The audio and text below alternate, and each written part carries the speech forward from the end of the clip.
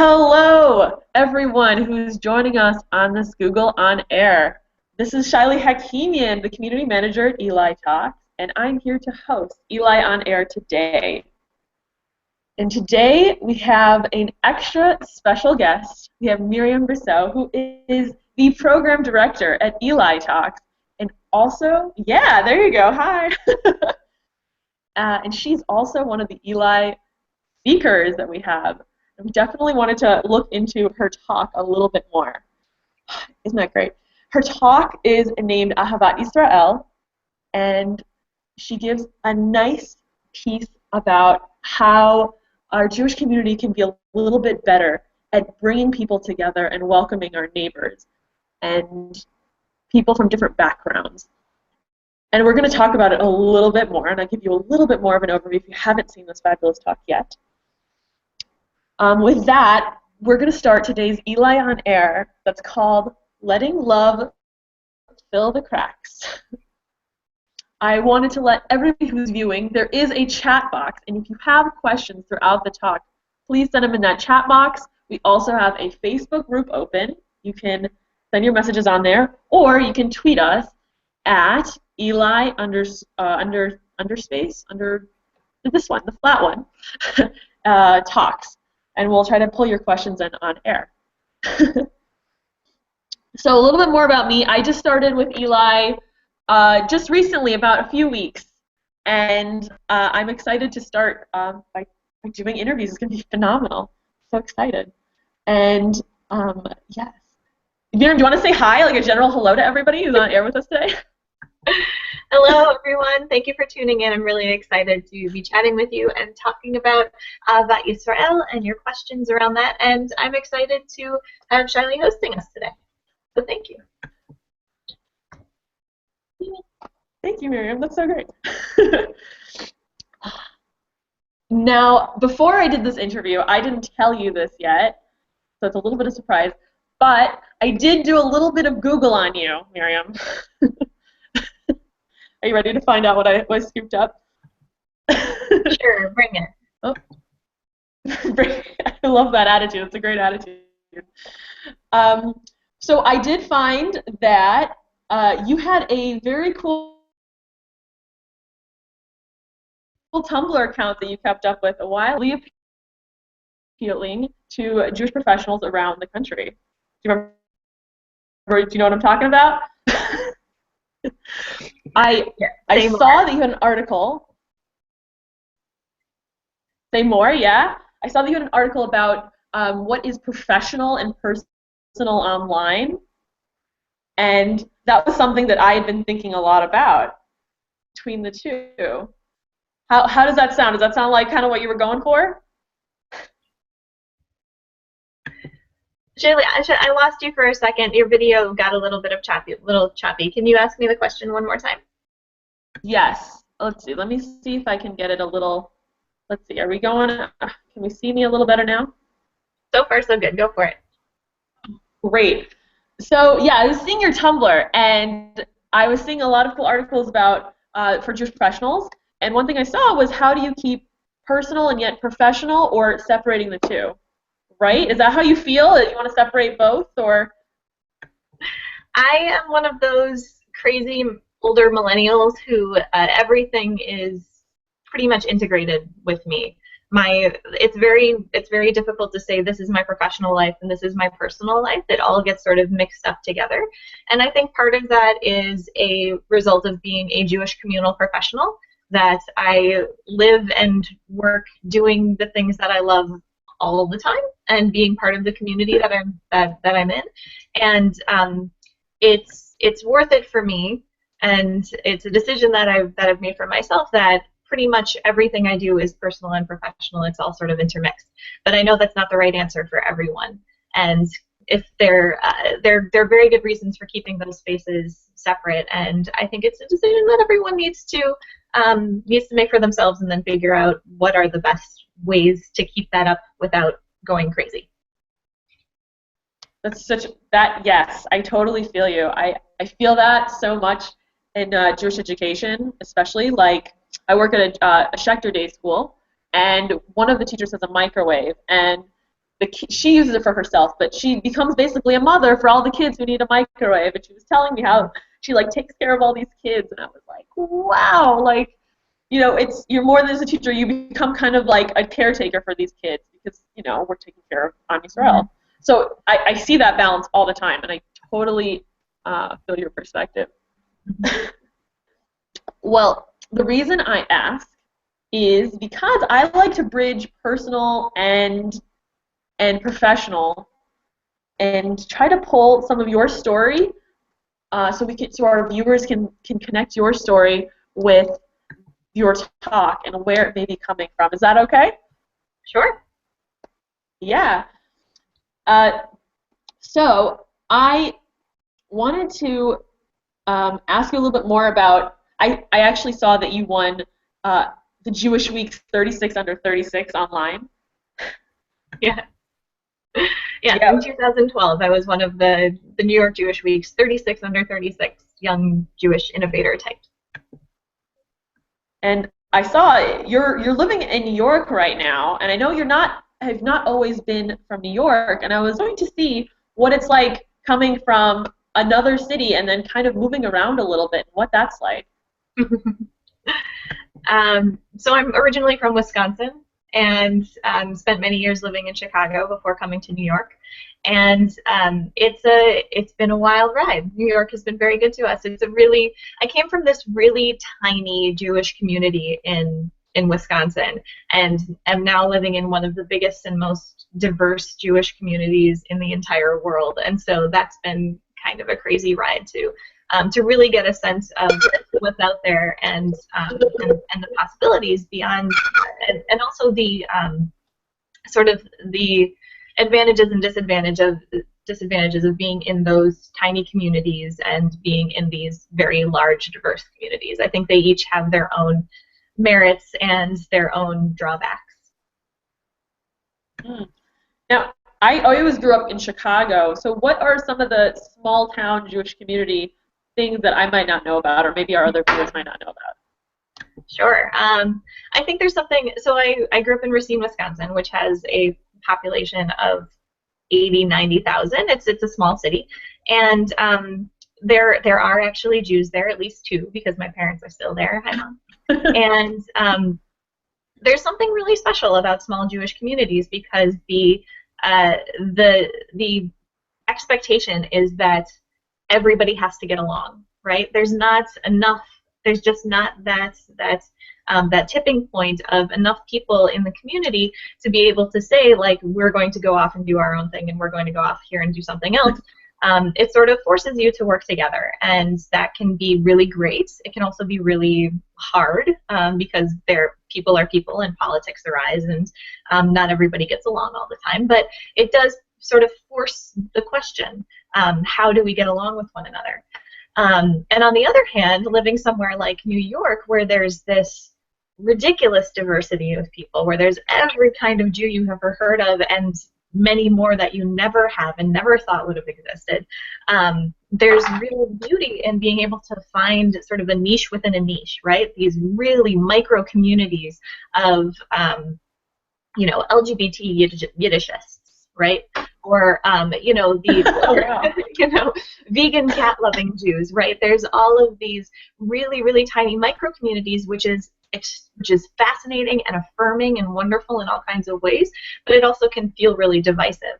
And so I think trying to navigate that balance between how do we find ways to connect with one another and sort of force the issue and say that we are all Jews, we're all in this together, and then also acknowledge these differences and these unique sort of perspectives that we have on Jewish life. And I think it plays out differently depending on the geography and depending on the way that the community is organized wherever you are. Wow, that is actually an amazing way to talk about this. If you haven't seen Ahavat Yisrael, if you go, I'll go, the Eli talk, a lot of what Miriam was saying is very much echoed in the talk. It's how do we get along? She even were quoted to say, oh, we're Jews and we're already hard to love, or something to that effect. So, right? And it's interesting to see kind of small community, you know everybody, but you can't necessarily find your own niche like you talked about just now. And that's totally true. I know there's a lot of choices I have even in Chicago. So I couldn't even imagine what that's like. I know we have some viewers who grew up in Raleigh and Raleigh-Durham, and we have some people who are in Indianapolis. We have people who grew up in bigger cities. We're having like a wide range of audience members, and all of this kind of goes with that really nicely. I really appreciate you sharing your story. Now, connecting to that, I wanted to ask you, in your talk, you mentioned about a person from Arizona who comes from somewhere else into a new Jewish community, and that they didn't necessarily feel welcomed. I was going to say, is that part of your story? If that's something that you relate to, if that's something that came from your own story, and if you can share that? So that's not my story, but it is one that resonated with me, and it's a true story. And I think it's something that all of us have encountered at some point or another, where we come from one place, we have all of this baggage and all of this stuff with us, Jewishly and otherwise, and we change our context, and someone in that new context sort of challenges that and sees us as literally alien, right, as Martian, and that's a breaking point. That's a really intense moment to have, and it's really challenging Jewishly because we're a very communally based religion. I don't think you can do Jewish alone, at least not well or happily. I'm sure there are those who have given it a shot, but it's a story that resonated with me because the statement that this neighbor makes to this woman who moves in from somewhere else is, she's basically saying, I could never relate to you. I could never, she puts up a wall, right? She says, because you're from this other place, I can never understand you, you can never understand me, and that's the end of the conversation. And I think that it's our obligation as Jews and as good people on the planet to work against putting up those walls, to open ourselves up every once in a while when we encounter someone who seems like the other, and to really give it a shot at practicing empathy and at understanding other people. And I think every single one of us could point to a time in our lives when we felt like an other. And I think it's especially painful when you feel that from the Jewish community, and where there's an expectation that you will get this feeling of family, this feeling of togetherness. And I think that maybe the deeper piece of this is that we've all done that to someone else, right? We've all put up a wall. We've all made assumptions. We've all, and I'm doing exactly that right now, but I think we've all, intentionally or not, probably inadvertently, we've all put up barriers and designated other people as being outsiders. And I think it's important for us to work on that from both angles, to understand what it means to be a stranger in our own community, and to work on what it means to welcome that stranger. I really appreciate that. It's definitely something that I notice even here in my own community, is that sometimes people show up to events and nobody ever says hello to them. Nobody ever welcomes them into the space. And it makes it really difficult for anyone to come back to that space if they don't feel like they matter. Mm-hmm. And it's unfortunate that sometimes it does happen with Jews. And maybe it makes me wonder if we're missing out on some of our greatest people because they didn't feel like they can come in and share what their glory is and what their mission is for the world. Mm-hmm. Not always easy. And then on top of that, I was gonna ask you, when I first watched your video, before I even got to Eli, I was left with something that had been frustrating me for such a long time about Jews having enough enemies. And I remember I mentioned this to you in an email, and you wrote, enough enemies, like, it's a big thing.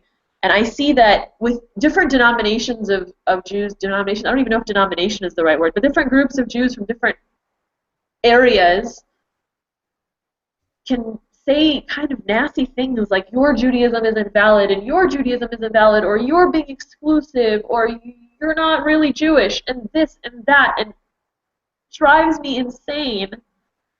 I was going to ask you, what do you think we can do when we, as Jews, as a Jewish people, where we have so many enemies already in the world?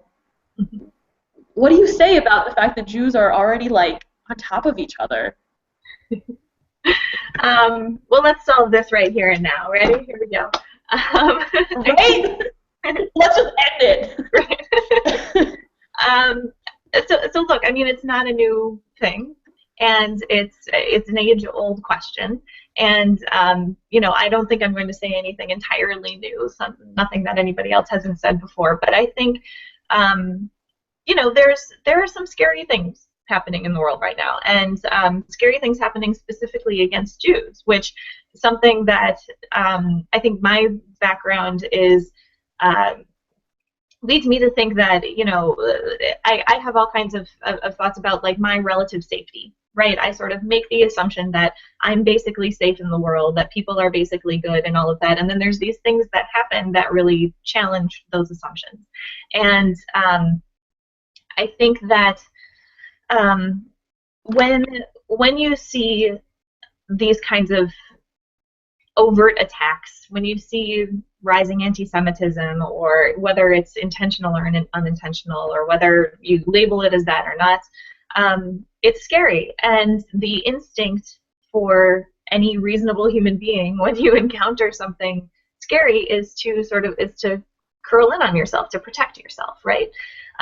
There's this great book by, I believe his name is Ori Brathman and one other author, called The Starfish and the Spider. And it's about the way that systems, that organizations, one of the pieces of the book is about the way that systems or organizations kind of react to threats.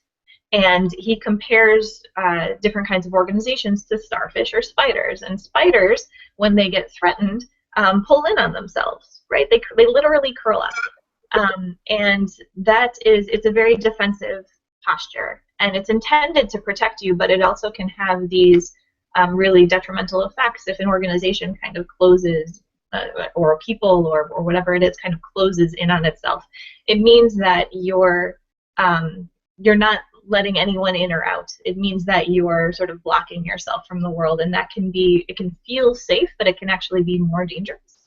And the opposite of that is groups that act like starfish, that when they're threatened, they kind of spread out more, and they're more open to connecting with the world and to change. And when certain kinds of starfish are cut up, they actually breed new starfish, right? And so they're incredibly nimble and really have a lot of tenacity. And I think that our instinct as Jews, when we encounter something scary, when we encounter anti-Semitism and terrorism and all of these terrible things that are happening in the world, our instinct is to fold in on ourselves and to tighten our grip on who we are and what we do. And I think that the opposite reaction is actually the healthier one and the more productive one. And so I would give the example of, for instance, actually after the murder of these three boys in summer of 2014, the mothers of all of those three boys got together and, in coordination with some other groups, they launched this thing called the Jerusalem Unity Prize. And in honor, in memory of their children who were murdered, they acknowledge the work of individuals and organizations that are furthering Jewish unity, that are furthering Ahavat Yisrael. And you know, this is an instance where these families could have totally curled in on themselves, and and that would have been a completely justifiable response. And could have sort of blocked themselves off from the world, because it's terrifying, right? I mean, that's what terror does. It terrifies. And instead, they launched this really beautiful initiative that's all about opening up and connecting to one another and acknowledging the good and the light in the world. And I would love to see more of that. I totally feel you. I love hearing things like that, and I'm glad you explained it a little more. We did Facebook that out this week, and I remember people were I was in Israel when this first came out, and people were talking about it and really excited. It is inspiring because I don't see very many like wider, I don't know if it's the right term, wider bridge collaboration between different aspects of Jews, and like to see something so explicitly saying you need to work together and not fight each other on who knows what, whether it's this organization getting funding or which synagogue are you going to go to or where am I going to get a seat on Passover, like all these things that we could just jump on. It's nice to see that there is something that wants to bridge people together, and I've seen in these recent years a lot of that happening. It really inspires me because ultimately we are one nation. If somebody's attacking the Jews, it's all of us, not just one of us. We're one soul. I think somebody said that, one soul.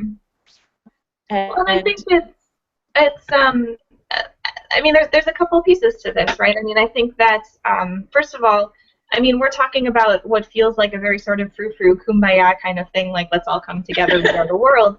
But actually, it's really hard. Like, this is really difficult stuff. It means having to, I mean, practicing empathy, being able to understand someone's experiences other than your own, I think is one of the most difficult and valuable things you can do as a human being. And I think that we as Jews can do a much better job of understanding our fellow Jews' experiences, or even trying, right?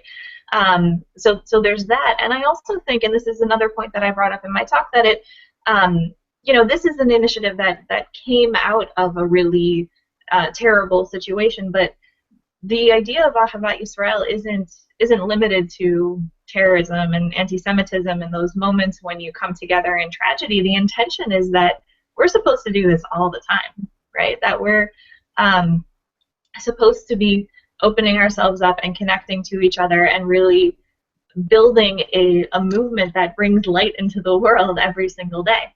And I think that if there are these terrible things happening in the world that are the impetus for making that happen, to a certain extent that's great, but at the same time, that's great that that's the outcome.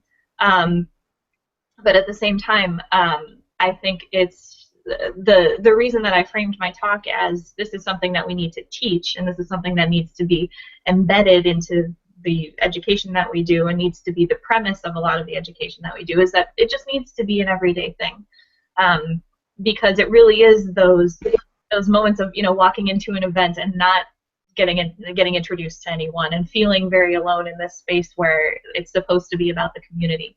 I think that that we need to, as much as we focus on unity in those times of terror and tragedy, how much more so, kol v'chomer, as the Talmud would say, right? How much more so should we do that when things are good and normal, and we have an opportunity to see people as they are every day, and not just when we're being threatened.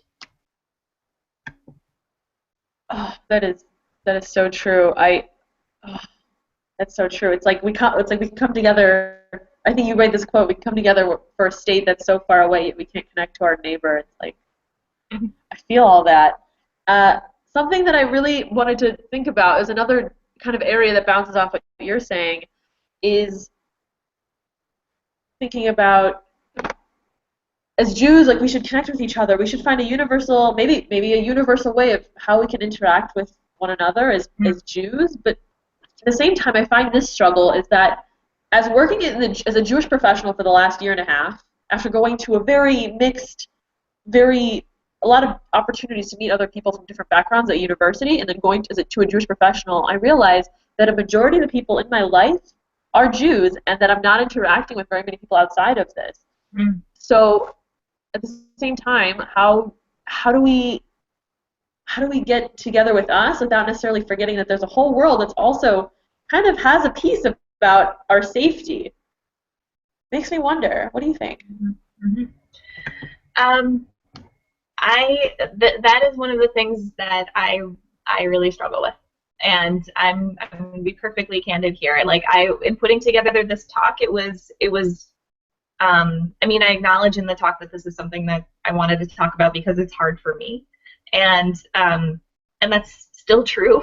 And I think that there, I don't know what the answer is. I mean, I'm someone who, yes, the majority of my friends are Jewish. I work in the Jewish community. I am, my job is to capture and share Jewish ideas, right? I mean, I'm very inwardly focused in that way, and maybe that's part of why I am so hung up on this idea of like, well, why can't we just get along with one another, right? um, and at the same time, like, Jews are some of the ultimate global citizens, right? We're defined in many ways by diaspora experience and by coming into contact with other cultures, and I think that's something really valuable and something not to lose. And there's beautiful people in every culture and religion across the world, and so I think maybe the simple answer is just a sense of self-awareness and a sense of empathy and being able to sort of check in with yourself. Like, what assumptions am I making about the people around me, and what am where is my perspective too limited? I think that's a really hard kind of ongoing conversation that we need to have with ourselves. Really true. Definitely something that I'm sure a lot of people are thinking about. Hopefully, in the years to come, we'll find some answers. Hopefully, the state of the Jewish people in the world will evolve somewhere where we're safe. Hopefully, one day. I mean, one day is right. Oh, right. That's the hope. That's the hope. That's the tikva right there. Right. It's all just making sense right now. It's all just getting clear on Eli on Air. Wow. Oh, I love hearing that. I love hearing that we can work towards this. It's so beautiful. I was going to ask you, as we are going to wind down this talk, is there something outside of what we've discussed today? Something else that is like let me rewind there. Is there something else that you really are thinking a lot about in the last few weeks that you've been thinking about on a regular basis that you want to bring out for our viewers to hear a perspective on? No, big question. Whew. You've thrown it. Or something. Yeah, I know, right? What am I thinking about that? I think so. Probably the common thread among a lot of the work I do is listening.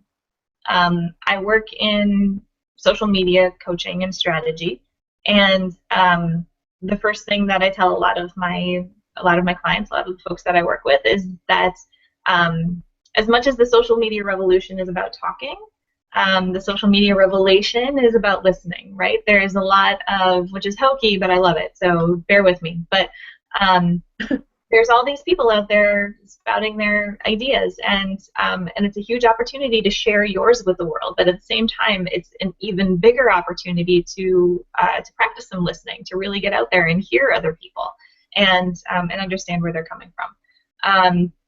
I'm also a musician, right? And so listening is a huge part of that, and not just to myself and songwriting and listening to the people on stage when I'm playing in a band or whatever it is, but listening to other people's music and really being inspired by that. And then with working on ELI, it's as much a project about listening as it is about talking, right? It's about learning how to hear other people and thinking about the ways that we can craft conversation, the ways that we can pick up on interesting ideas and sort of see how they rub up against our own, and really bring them into practice. And so I think the thing that I'm thinking about is listening. And so I guess I would leave our viewers with the call that if there's something that you're thinking about, I would love to hear it.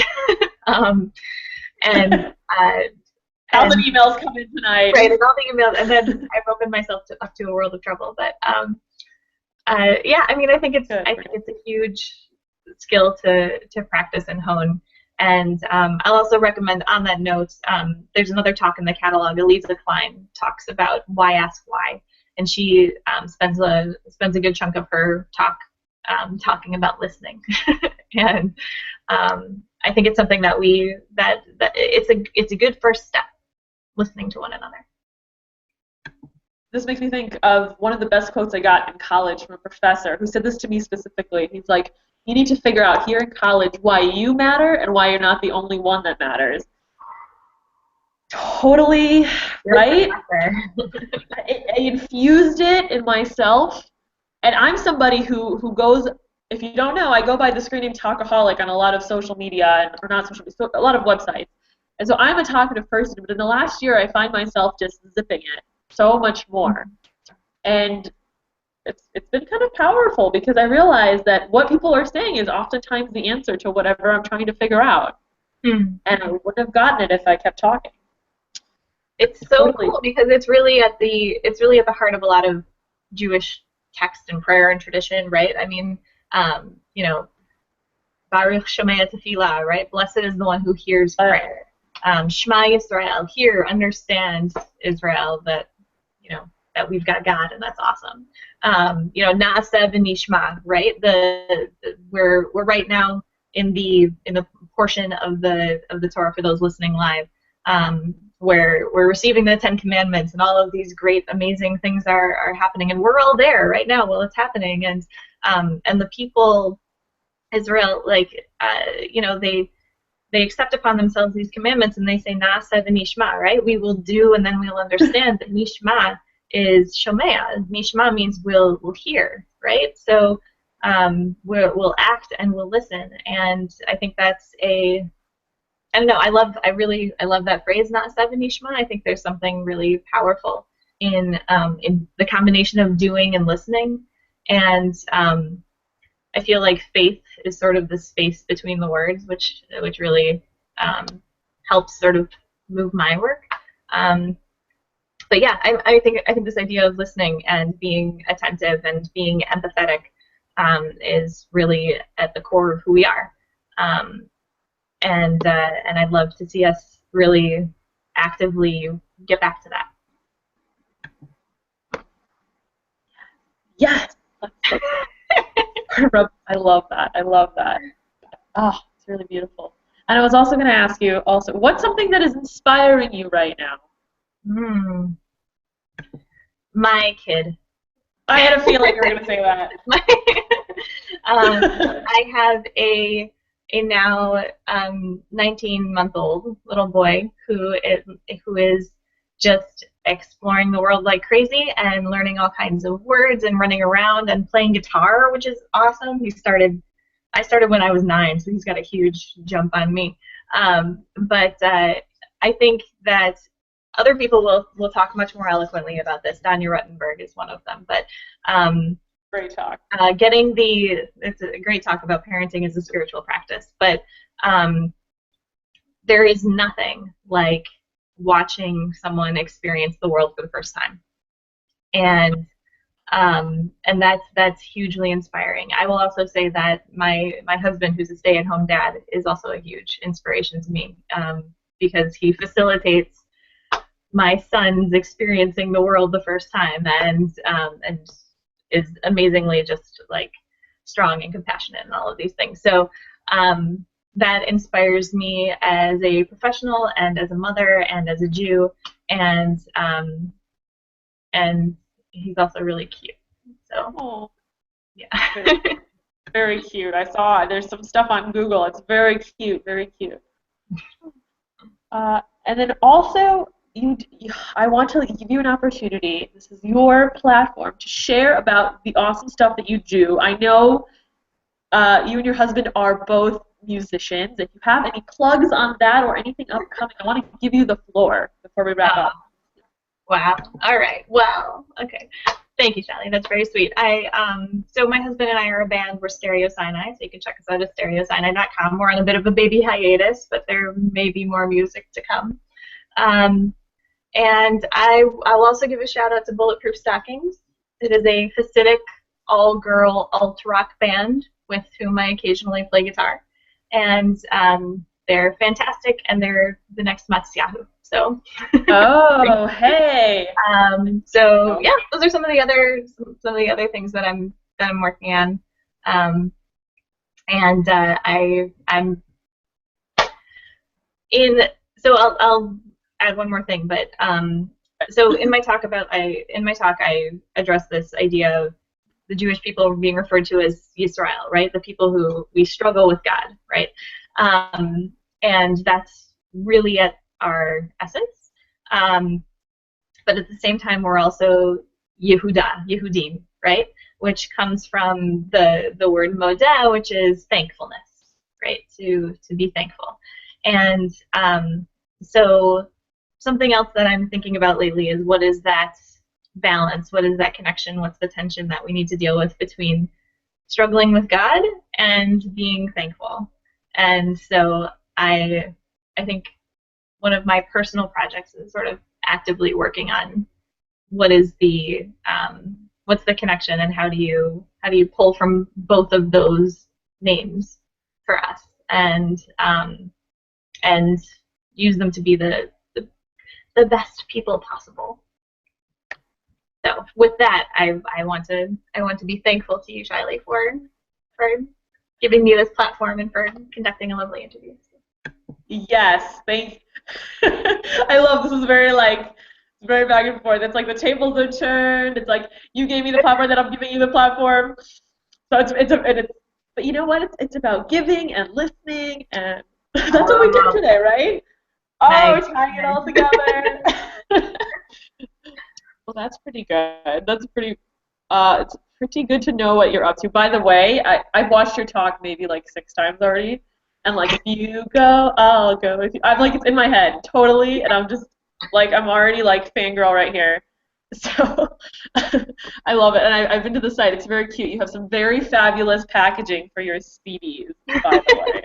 I'm very. If So you haven't seen, my last plug is the artwork for our Stereo Sinai's album cover was done by an amazing artist named Elke Riva Sudin, and so I encourage you to check her out too. She does great stuff. Very, very cool stuff. Let's see. Any last words before I wrap it up here for our viewers? I think wrap it up. Wrap it up, yes. I'm good. Good one. So I want to tell you, thank you for watching Eli on Air. And the name of our show, so you can find it later, is I can't remember the name. Filling the Cracks with Love. Please check out Miriam's talk, Ahavat Yisrael. If you go, I go. I'll go. It's on elitalks.org. We are here with Miriam Brosseau and Shaily Hakimian. And I want to say what? We're going to wave, and we're going to say, because Shabbat is coming up, Shabbat Shalom. And yes, Shabbat Shalom, everybody. We'll see you on the next Eli on Air. Signing off. More to come. Bye. Thanks, everyone.